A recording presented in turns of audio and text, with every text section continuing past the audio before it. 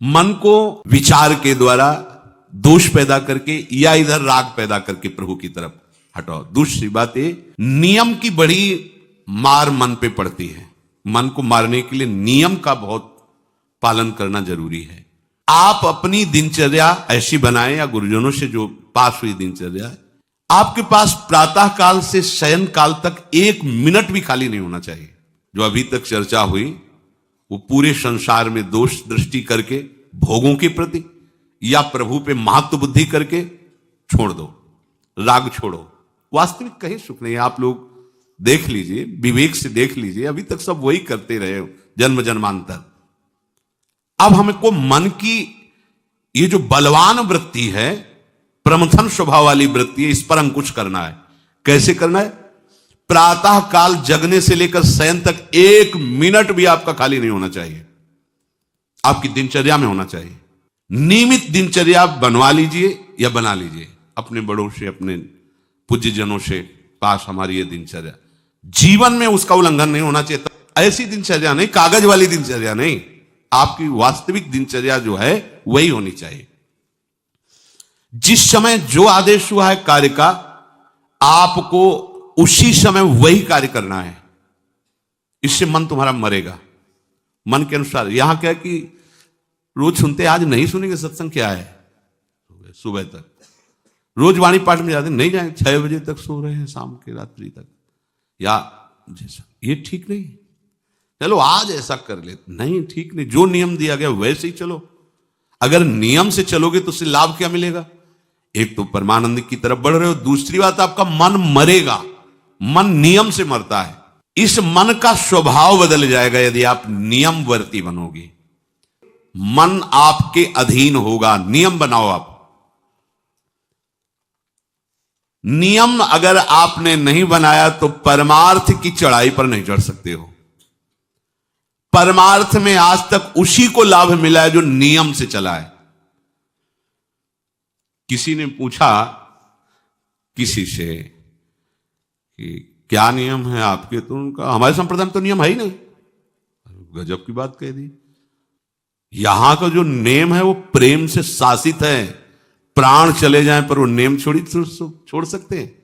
देखो ना, मन क्रम वचन त्रिशुद्ध सकल मत, नेम नहीं है। जो अब कह रहे हैं उसी के अनुसार जीवन चलाना है।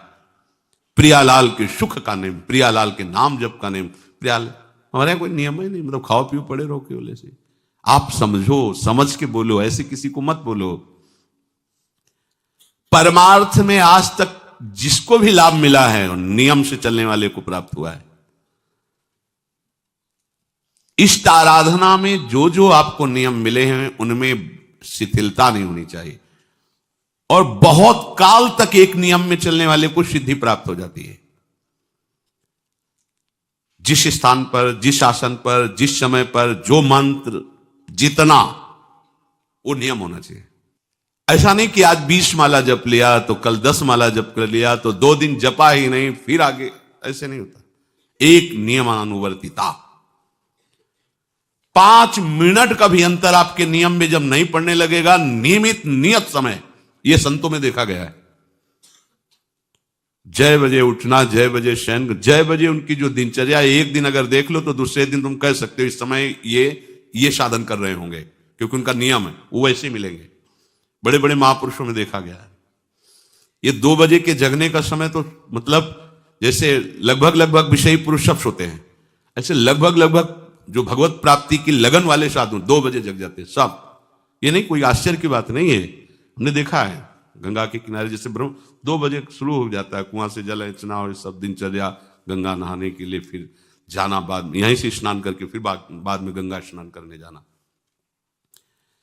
जो अनियमित साधन करता है, यद्यपि साधन अविनाशी, पर मन मरेगा नहीं, मन अधीन नहीं होगा, ध्यान रखना। अनियमित, नियमित, आज 1 घंटे बैठे, कल 30 मिनट बैठे, परसों 10 मिनट, और फिर आगे बैठे नहीं 2-4 दिन, बिल्कुल नहीं। ऐसा नहीं। चाहे 10 मिनट से शुरुआत करो तो 11 होना चाहिए, कभी 9 नहीं होना चाहिए। और बार बार दिनचर्या का परिवर्तन नहीं होना चाहिए। मंत्र का परिवर्तन नहीं होना चाहिए, नाम का परिवर्तन नहीं होना चाहिए, खाने पीने का, शयन का, जगने का बिल्कुल नियत समय होना चाहिए मन को वश में करने के लिए। ये जो लोग ने कि जब जहां जैसे आया चिड़िया की तरह चुनते रहते हैं, कुछ लोगों को तो देखा है, यहां तो थोड़ा शासन है, सत्संग में भी बोतल खोली, एक एक घूंट ऐसे थोड़ी थोड़ी देर पर, अरे मर थोड़ी जाओगे, अमृत बरस रहा है भगवत चर्चा को, उसका पान करो। चिड़िया की तरह कभी ऐसे जेब में डाले, वो रंगीन पुड़ियों नहीं होती है ऐसे थैली, निकाला भुजिया चबा दो पानी, ऐसे मर थोड़ी जाओगे। एक बार भोजन डाल दो, प्राण पोषण होता रहेगा, एक बार नहीं, दो बार से, इसके बाद ज्यादा ये नहीं होना चाहिए, थोड़ा ये पाया, थोड़ा वो पाया, थोड़ा प्रसाद में मिले प्रणाम कर लिया, जरा चख लिया, रख लिया, जब प्रसाद पाएंगे तब पा लिया। बार बार खान पान से भजन में विक्षेप पहुंचता है। अगर मन को मारना है, भगवत प्राप्ति करना है, तो खान पान का समय, शयन का समय, शयन का समय मानो आप 9 बजे से 2 बजे तक, 9 बजे आप सैया पर होना चाहिए। 2 बजे आप सैया छोड़ ही दो, नींद आई हो या ना आई हो, इससे कोई मतलब नहीं। नियम सो नियम, ये नहीं आज रात में नींद नहीं आई तो आज सो लेते, नहीं, उठो तुरंत आपकी दिनचर्या। अपने लोगों ने अभ्यास जब किया ना, तो उसमें यह नहीं कि जग के विचार करना है कि उठना है, जेव ही घड़ी पर दृष्टि गई। आज तक भगवत कृपा से कभी अलार्म नहीं लगाया, बचपन से लेके अभी तक। मिले ही गई घड़ी तो अलार्म क्या लगाए, गग्गा के लिए घड़ी लेके कौन घड़ी देगा, गरीब किसानों के।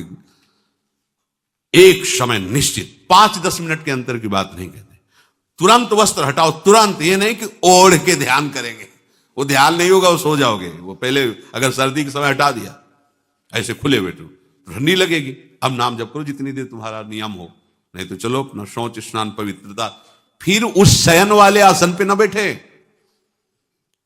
अगर फिर नहा धो करके बैठ जाओगे तो एक नींद पूरी और हो जाएगी उसमें।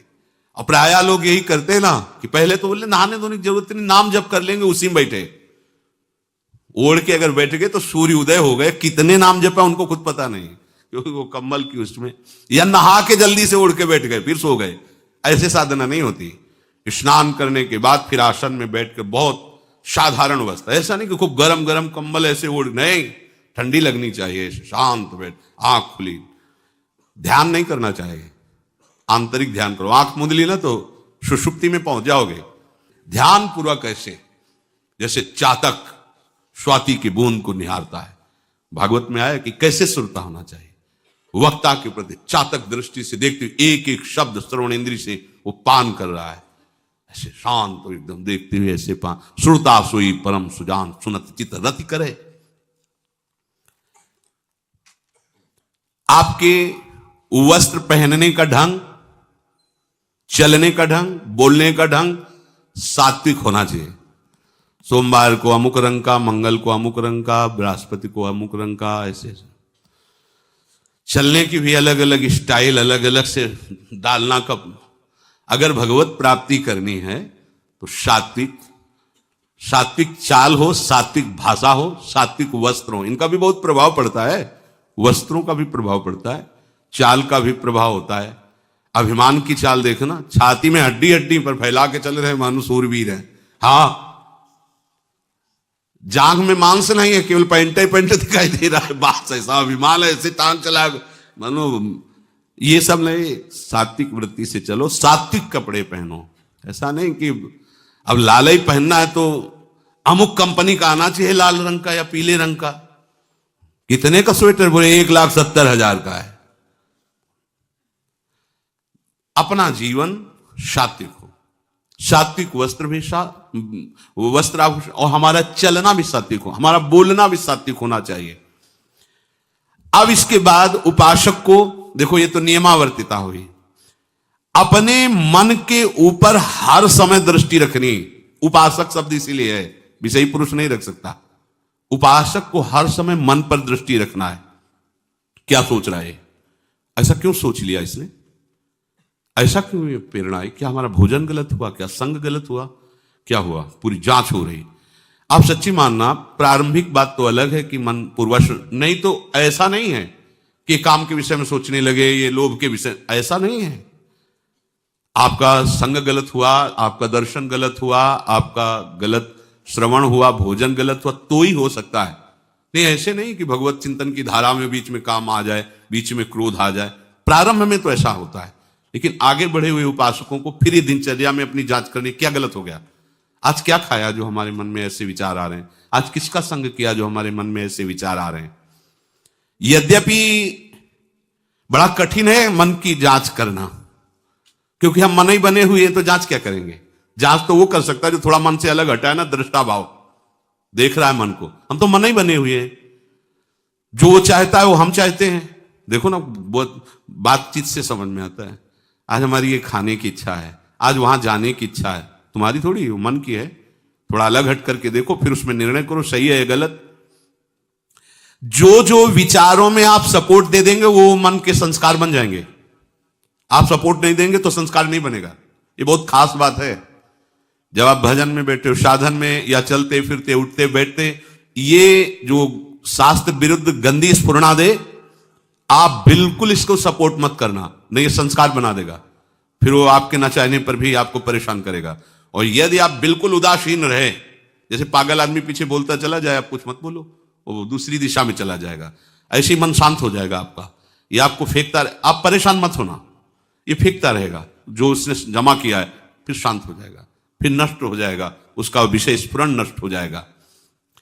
अगर कहीं मन भगवत संबंधी सलाह दे तो उसको दुलार करना चाहिए, सराहना करें, वाह आज आपने बहुत सुंदर बात। मन आपको कभी कभी अच्छी सलाह दे, और जहां आपको बुरी सलाह देने लगे तो फिर उसको धिक्कार दो कि प्रभु से बढ़कर तुमको ये लगा, प्रभु के नाम रूप से बढ़कर लगा। अंदर होना चाहिए, बाहर भले मत। ऐसे हो गए ना, वो सुधरने लगेगा।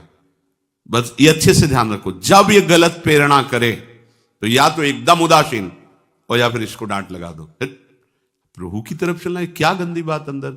नहीं नहीं, अभ्यास से मन असत कार्यों को छोड़कर भगवत कार्यों में लगने लगेगा।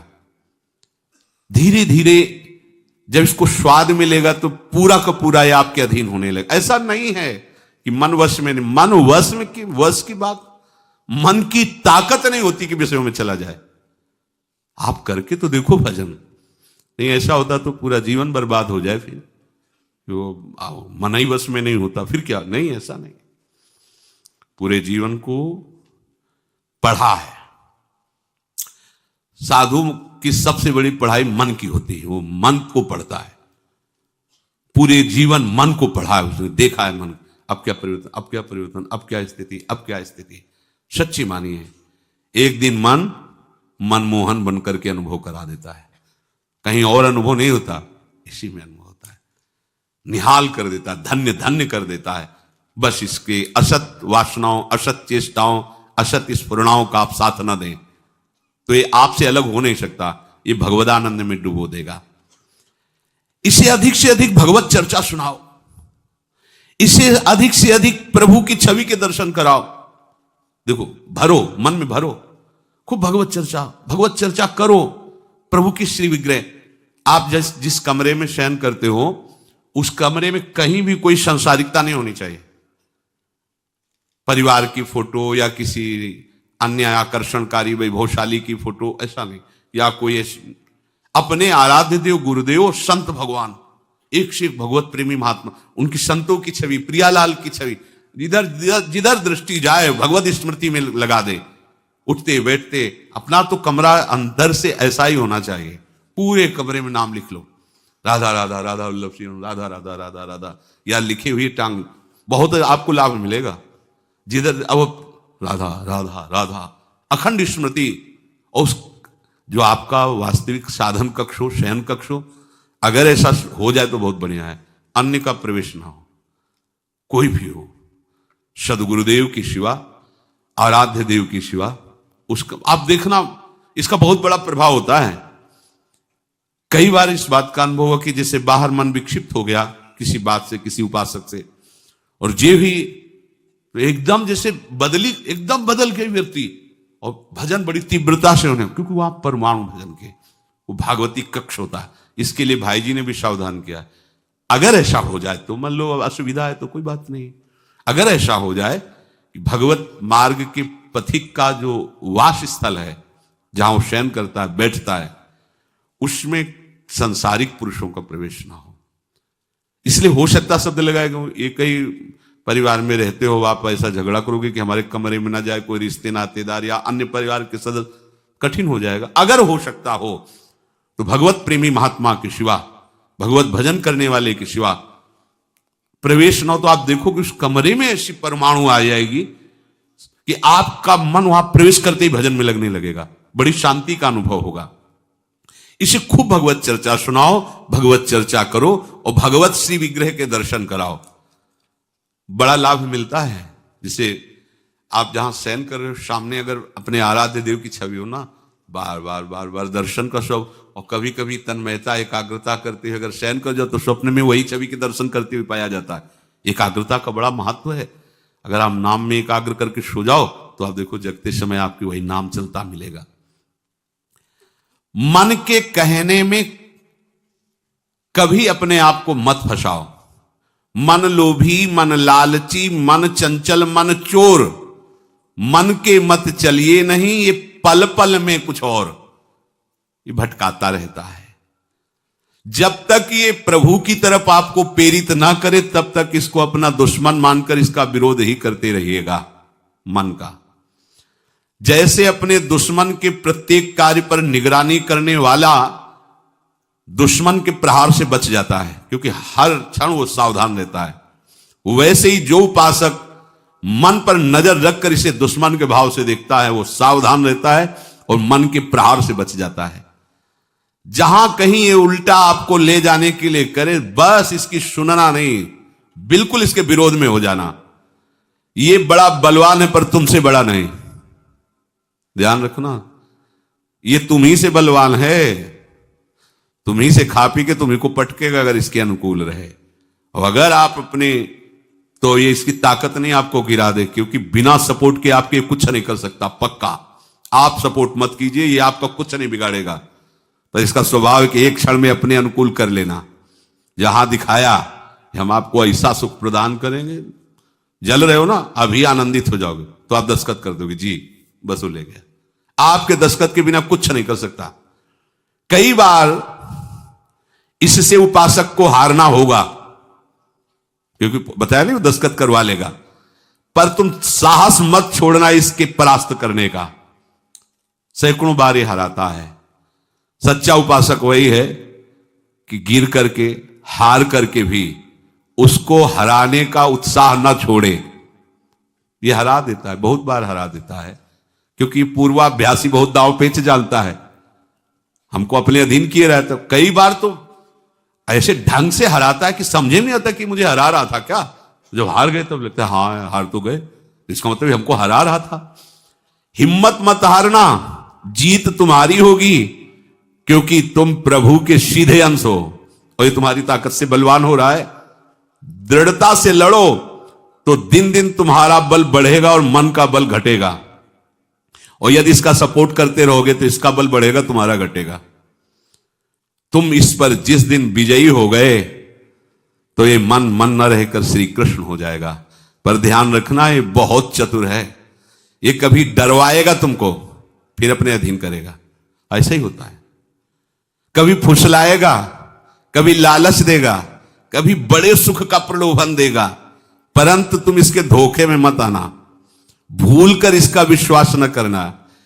अपनी हिम्मत टूटने न पावे, लड़ने में कमी ना होने पावे, इससे लड़ाई लड़नी। यहां हम मन से तो लड़ते नहीं, बाहर झगड़ा करते घूम रहे, इससे लड़ो, ये बेईमान जो हमको परास्त कर रहा है। अंत में आप देखोगे आपकी आज्ञा पर खड़ा हो जाएगा हाथ जोड़, अब जैसा आप जैसा, ये विश्वासी सेवक बन जाएगा। मन को कभी निकम्मा मत रहने दो।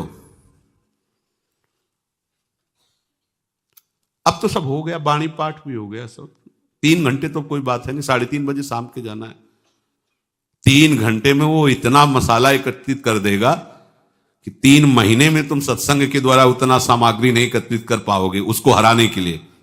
बहुत चतुर है, इसको खाली मत रहना। एक आदमी ने भूत सिद्ध किया, भूत सिद्ध हो गया। भूत ने कहा कि काम बताओ हमें, अमुक काम एक क्षण में कराया, और बताओ।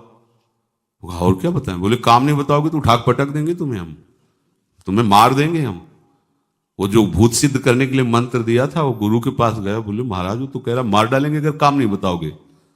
ठीक है, एक लंबा बांस खड़ा कर दिया और कहा इस भूत को आदेश करो, इस पे उतरो चढ़ो, जब तक हम कोई काम ना बताएं तो यही तुम्हारे ऊपर का विषय। बस ऐसे ही मन भूत है, उठा पटक देगा आपको किसी न किसी विषय में। इसको काम बताओ, क्या राधे श्याम राधे श्याम राधे श्याम, चढ़ते उतरते रहो, इसे नाम में चलते रहो। जब और कोई काम होगा तो बताएंगे, चलो सेवा कर लो, बाड़ी पाठ कर लो, नहीं है ना राधे श्याम राधे श्याम राधे श्याम, पक्का समझो भूत है, मार देगा तुम्हें। अगर राधे श्याम रूपी बांस में इसे चढ़ाओगे, उतारोगे नहीं तो पटक देगा किसी न किसी विषय में, फिर छाती जलेगी, दिमाग खराब होगा, डिप्रेशन में पहुंच जाओगे। ये ऐसे ऐसे कर्म करवा देता है कि लगता है अब भी इसकी जरूरत है। प्रभु के होके, प्रभु का नाम जप करके, प्रभु के मार्ग में अब भी इसकी जरूरत है। जो तुमने किया, जो तुमने सोचा, जो तुम सोच रहे हो, इसकी जरूरत है। बहुत सावधान, नाम कभी छूटे ना इसको। उसमें ये निकम्मा मन बर्बाद कर देता है। निकम्मा रहोगे तो इधर उधर की बातें सोचेगा। एक और बात बता दें, जब तक नींद ना आवे तब तक लेट करके भजन मत करना। किडनी थोड़ी खराब है तुम्हारी कि तुम्हें बैठने में परेशानी। अपने लोगों ने ऐसा किया है कि अब जैसे रात्रि में है माला लेके बैठ गए, अब नींद नहीं आ रही है तब तक माला चल रहा है, भजन चल रहा है। जब नींद आने लगी धीरे से लेट गए, माला छाती में रखा है, अगल बगल कोई अपने माला में ही है। अब लेट करके कि नींद का इंतजार, तो नींद तो आए कि ना आए, लेकिन ये क्या क्या प्रोग्राम आ जाएगा वो आप देख लो। नए साधक सावधान नहीं रहते तो दुर्दशा अपनी कर लेते हैं क्रियाओं के द्वारा, अन्य चेष्टाओं के द्वारा। शयन के समय बहुत सावधान रहने की जरूरत है। दिन भर तो आपको ऐसी सेवाएं मिली हैं, ऐसे साधन मिले हैं जो भगवदानंद में डुबोने के लिए पर्याप्त हैं, लेकिन जो आपका पर्सनल समय है उस समय आप सावधान रहना। अब आप फुर्सत में लेट गए, जे भी फुर्सत सोच के लेटे कि सब हो गया, अब उसका प्रोग्राम शुरू मन का। अब आपके इधर उधर चित्तवृत्ति, फिर मोबाइल जो पास है तो फिर क्या कहना है, मन को तो मानो अमृत मिल गया, वो आपको प्रेरित करेगा। जहां आपने कोई गेम ये वो नौटंकी नाटक, जहां बस उसको मसाला मिल गया वो आप काफी है, वो आपको ऐसी जगह पहुंचा देगा कि सुबह दिनचर्या में हाजिर नहीं हो पाओगे। कहां है वो? बोले अभी तो आया ही नहीं वो। क्यों? मन ने उसको परास्त कर दिया, इसलिए नहीं आया। बहुत सावधान।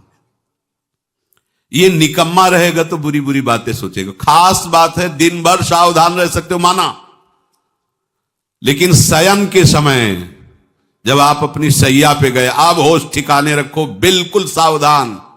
यहां थोड़ी तुम्हें सावधान रहने की जरूरत है, अभी तो सावधान आई हो, नहीं तो अभी खड़े हो, तुम्हारे पितर तक तृप्त हो जाएंगे अभी है। लेकिन कमरे में सिटकिनी बंद, अब शयन के लिए गए, अब होश में, यही होश खो जाते हैं। ध्यान रखना, मन आपसे ऐसी चेष्टाएं कराएगा, क्रियाएं कराएगा, ऐसा दर्शन कराएगा, ऐसा सोचवाएगा, पूरे दिन की साधना को मटिया पलेट कर देगा, पोछा लगा देगा। हमारी प्रार्थना मान लेना, जब तक नींद ना आवे तब तक सोने के लिए आप लेटना नहीं। यदि जवान साधक हो, माला हाथ में, ऐसे दोनों हाथ कब्जे में है, जवान से नाम या मंत्र अंदर।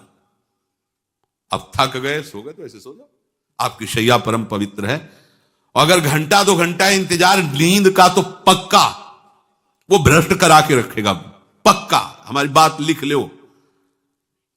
सावधान, शयन के समय हर उपासक सावधान। उस समय विशेष आवश्यकता आपको भजन की है, क्योंकि वो एकांत है और आपके ऊपर उस समय मन को हावी होने का अवसर मिल गया। इसलिए सावधान, सत्संग को सुना जाए, मनन किया जाए और आचरण में उतारा जाए, और इस भूत को हर समय नाम रूपी बांस पे चढ़ाते उतारे। राधे श्याम, राधा वल्लभ श्री हरिवंश, राधा वल्लभ श्री हरिवंश।